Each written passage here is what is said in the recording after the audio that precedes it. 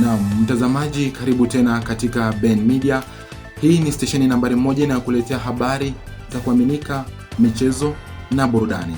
Zidi kutegea tu Ben Media. Imetimia mwendo wa saa 3 asubuhi, tupate habari kiutendeti. Jina langu ni Barasa Bosuru. Mtu mmoja ahofia kifo katika barabara kuu ya Mboka, kaunti ya Kisii.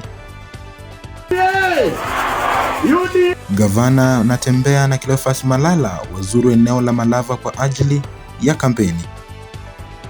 Simba usawa.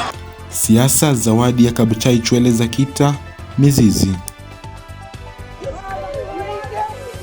Nabii Kanyara aomboleza Betty Bayo aliyekuwa mkewe.